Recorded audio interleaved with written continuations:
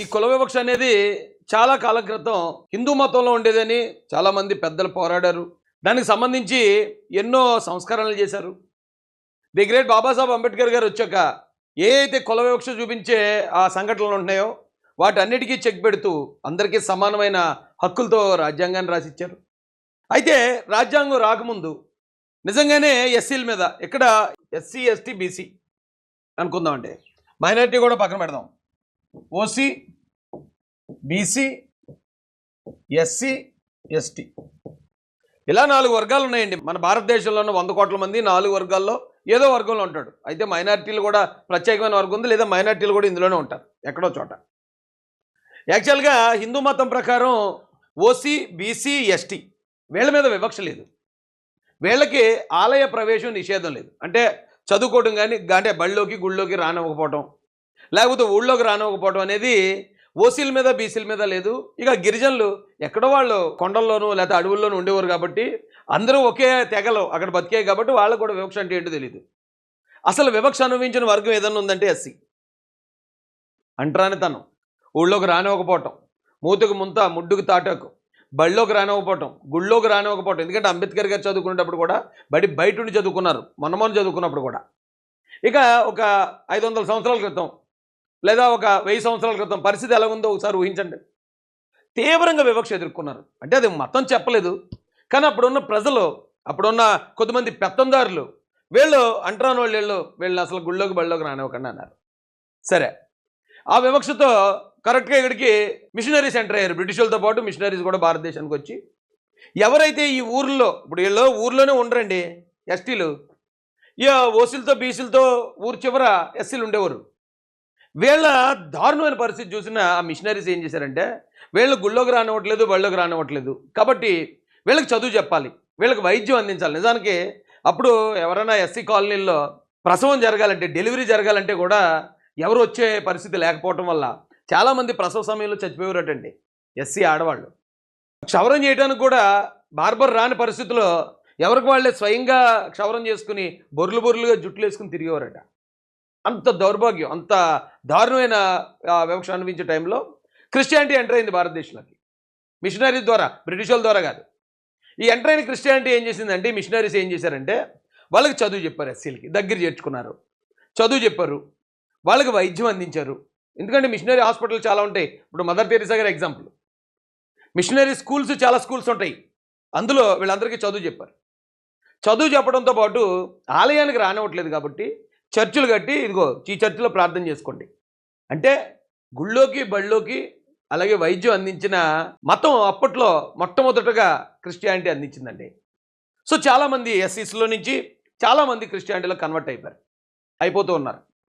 ఈ క్రమంలో అప్పుడు ఆలోచించిన పెద్దలు సరిగ్గా రాజ్యాంగం అమలైపోవడం, రాజ్యాంగం 1949 నవంబర్ 26న అంబేద్కర్ గారు రాసి అందజేసిన తర్వాత అప్పుడున్న పెద్దలు ఇలా ఉంటే కనుక ఎస్సీలు అందరూ మతం మారిపోతున్నారు కాబట్టి వీళ్ళకి రిజర్వేషన్లు అంబేద్కర్ గారు రాశారు కాబట్టి ఈ రిజర్వేషన్లు వీళ్ళు పొందాలంటే వీళ్ళ మతం మారకూడదు. ఏ మతంలోకి వెళ్ళకూడదు, సిక్కులోకి వెళ్ళకూడదు, బుద్ధిస్టులోకి వెళ్ళకూడదు, ఇస్లాంలోకి వెళ్ళకూడదు, క్రిస్టియానిటీలోకి వెళ్ళకూడదు. ఓన్లీ హిందూగా ఉంటే తప్ప వీళ్ళకి రిజర్వేషన్లు వర్తించమని 1950లో ఓ ప్రెసిడెన్షియల్ ఆర్డర్ ఇచ్చారు. చాలామంది అంటున్నారు ఇప్పుడు అది రాజ్యాంగంలో ఉంది. రాజ్యాంగంలో ఉంటే ప్రెసిడెన్షియల్ ఆర్డర్ ఎందుకు ఇస్తారు? 1950లో ఇచ్చారు ఆర్డర్. అది మతం మారడానికి వీల్లేదు అని. ఎందుకు మారడానికి వీల్లేదంటే వీళ్ళే ఎక్కువ మారుతున్నారు, ఎందుకంటే వాళ్ళని ఆలయాల్లోకి రానివ్వలేదు కాబట్టి. మీరు చూడండి, ఇటు చూడండి, న్యూఢిల్లీ ఫ్రైడే ఆగస్ట్ 11, 1950, 1950. కానీ యాక్చువల్గా మన రాజ్యాంగం అమల్లోకి ఎప్పుడు వచ్చింది? 1950 జనవరి 26న వచ్చింది. అందుకే రిపబ్లిక్ డే అయింది జనవరి 26. 1950 జనవరి 26న మన రాజ్యాంగం అమల్లోకి వచ్చింది. అప్పటికి మతం మారిన ఎస్సీకి రిజర్వేషన్ లేదు అనేది ఆ రాజ్యాంగంలో లేదండి, అంబేద్కర్ ఇచ్చిన రాజ్యాంగంలో లేదు. ఇది ఎప్పటి నుంచి అమల్లోకి వచ్చిందంటే ఇక 1950 ఆగస్టు 11వ తారీఖున ఇదిగో ఈ ఆర్డర్ ఇచ్చారు రాష్ట్రపతి గారితో. రాష్ట్రపతి గారు ఇచ్చిన, బాబు రాజేంద్ర ప్రసాద్ ఇచ్చిన ఆర్డర్లో ఉంది, ఇది రాజ్యాంగంలో లేదండి. ఈ ఆర్డర్ కావాలంటే ఇమీడియట్గా క్యాన్సిల్ చేయొచ్చు. అప్పుడు ఇది గవర్నమెంట్ జీవో లాంటిది, అప్పుడు ఇచ్చాడు ఆయన. అది కాదనుకుంటే క్యాన్సిల్ చేయొచ్చు, అంత సింపుల్. ఇది రాజ్యాంగంలో సవరణ చేయాల్సిన పని లేదండి. ఒకసారి ఆలోచించండి. ఏమంటే ఇది ఓన్లీ ఎస్సీలకే, మళ్ళీ ఎస్టీలకు కూడా లేదు ఈ రూలు. ఎస్టీ ఆర్డర్ ఉందండి, ఇది కూడా 1950 సెప్టెంబర్ 6ని ఇచ్చారు. ఇక్కడ ఏ మతానికి చెందిన ఎస్టీ అయినా కానీ ఎస్టీయే. నువ్వు బుద్ధిస్ట్గా ఉంటావా, సిక్కుగా ఉంటావా, మరొకటి ఉంటావా, నువ్వు ఎవరన్నా సరే నువ్వు ఎస్టీవే, రాజ్యాంగం ఇచ్చిన హక్కులు నీకు వస్తాయనేది ఈ ఆర్డర్ సారాంశం. ఇది అన్యాయం కాదండి? ఒకసారి ఆలోచించండి. నేను ఇప్పుడు చాలామంది క్రిస్టియన్ ప్రజలను అడుగుతున్నాను, క్రిస్టియన్గా మారిన ఏ మతంలోకి మారినా సరే రిజర్వేషన్ లేదని ఆర్డర్ 1950 ఆగస్టు 11లో పెడితే సిక్కు మత పెద్దలు మా మతంలోకి వచ్చిన దళితులకు హక్కులు ఎలా నిరాకరిస్తారా మీరు, మాతో పెట్టుకుంటే కనుక మామూలుగా ఉండదని చెప్పి వాళ్ళు పోరాటం వల్ల సిక్కులకి రాజ్యాంగం ఇచ్చే ఫలాలు అందించారు. సిక్కులు కూడా ఆ ఎస్సీ కేటగిరీలో ఉండే ఏదైతే ఫెసిలిటీస్ ఉన్నాయో అవన్నీ వాళ్ళకి దొరుకుతాయి. హిందూ కాదు సిక్ అంటే, హిందూ కాకుండా ఏ మతంలోకి వెళ్ళినా లేదనేది ఆ ఆర్డర్ సారాంశం.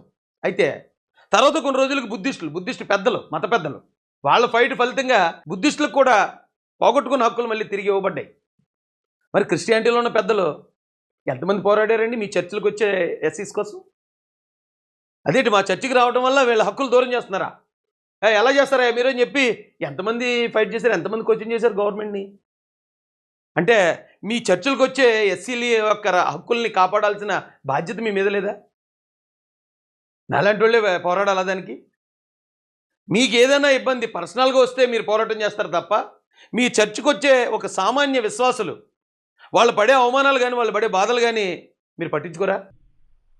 అయితే కేవలం మతం మార్పిడి వల్లనే వీళ్లకు రావాల్సిన ఎస్సీల హక్కులను వీళ్లకు రాకుండా పోవడం అన్నది అన్యాయము అని చెప్పి ప్రధానంగా ఖచ్చితంగా నమ్ముతా ఉన్న సభగా ఈ తీర్మానం చేసి వాళ్లకు తోడుగా ఉండే కార్యక్రమం ఖచ్చితంగా మెసేజ్ పంపించడం కోసం మరొక తీర్మానం కూడా చేసి పంపిస్తా ఉన్నాం అధ్యక్ష.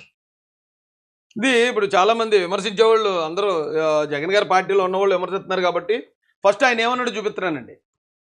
ఆయన ఒప్పుకున్నాడు అది అన్యాయం, అది మతం మారాడనగా ఒకే ఒక కారణంతో ఎస్సీల బెనిఫిట్లు వాళ్ళకి దూరం చేయడం ఏంటి? అది బీసీలకు లేదు, ఎస్టీలకు లేదు, ఓసీలకు లేదు. అందరూ ఎవరి కులానుకున్న ఇప్పుడు కాపునేస్తం అని ఉందండి. కాపునేస్తం అంటే క్రిస్టియన్లో ఉన్న కాపులకు కూడా వచ్చింది. అలాగే బీసీలకు సంబంధించి కొన్ని పథకాలు ఉంటాయి, బీసీలో ఉన్న క్రిస్టియన్స్ కూడా అందుతాయి. ఎస్టీలకి గిరిజనులకి రిజర్వేషన్లు ఉన్నాయి, అవి గిరిజనుల్లో ఉన్న క్రిస్టియన్స్ కూడా అందుతాయి. అరే ఒక ఎస్సీలకి ఏంటండి ప్రాబ్లం అని అడిగే ఒక్క నాదుడు లేడు. మేము ఎప్పటి నుంచో మాట్లాడుతున్నాం ఇది. మేము ఇప్పుడు రాజకీయాలకు వచ్చింది కూడా అందుకే. కొంచెం రాజకీయంగా ఏదైనా పలుకుబడి ఉంటే పెద్దలతో మాట్లాడామంటే మీరు చెప్పిందే కదా దయచేసి అది చెయ్యండి, మాకు ఇలాగ ఇబ్బంది అవుతుందండి అని. ఆ బీసీసీ అనే దాని గురించి ఉన్న ఇబ్బందులు కూడా చెప్తాను ఇప్పుడు. దళిత క్రైస్తవులకు ఎస్సీ హోదా కల్పిస్తామని హామీ ఇచ్చారు ముఖ్యమంత్రి కేసీఆర్. క్రైస్తవులపై దాడికి పాల్పడితే కఠినంగా శిక్షిస్తామన్నారు. గ్రేటర్ హైదరాబాద్ క్రిస్టియన్ సంఘాల ఆధ్వర్యంలో నాంపల్లి లలిత కళా తోరణంలో జరిగిన క్రిస్మస్ వేడుకలకు కేసీఆర్ ముఖ్య అతిథిగా హాజరయ్యారు. ఎక్కువ చూపించలేండి ఎందుకంటే టైం వేస్ట్ కదా. కేసీఆర్ కూడా అన్నారన్నమాట, అది ఆయన తెలంగాణ ముఖ్యమంత్రి. రాష్ట్రంలో దళిత క్రైస్తవుల్ని ఎస్సీలుగా గుర్తించడం సహా రాజ్యాంగ సవరణకు ఉద్దేశించిన తీర్మానాన్ని శాసనసభ ఏకగ్రీవంగా ఆమోదించింది. ఈ తీర్మానాన్ని కేంద్రానికి పంపుతూ ముఖ్యమంత్రి చంద్రబాబు సభలో ప్రవేశపెట్టగా భాజపా శాసన సభాపక్ష నేత విష్ణుకుమార్ రాజు కూడా మద్దతు ప్రకటించారు. బీజేపీ నాయకుడు కూడా మద్దతు ప్రకటించారు. అవును, ఎస్సీలకి అది ఆ బీసీసీ అనేది ఎస్సీలకి మాత్రం ఉండటం తప్పు అని చెప్పి బీజేపీ అన్నారు, టీడీపీ వాళ్ళు అన్నారు, వైసీపీ అన్నారు, టీఆర్ఎస్ అన్నారు, బీఆర్ఎస్, కాంగ్రెస్ కూడా అంటుంది, దేశం మొత్తం అంటుంది అది అన్యాయం అని.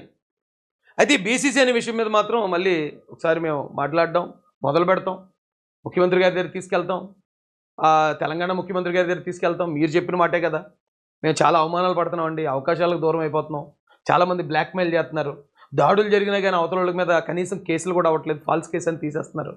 కొట్టేటప్పుడు ఆడు ఎస్సీ ఓడేనే కొడతారు, అటాక్ జరిగేటప్పుడు ఆడు ఎస్సీ ఓడేనే జరుగుతుంది.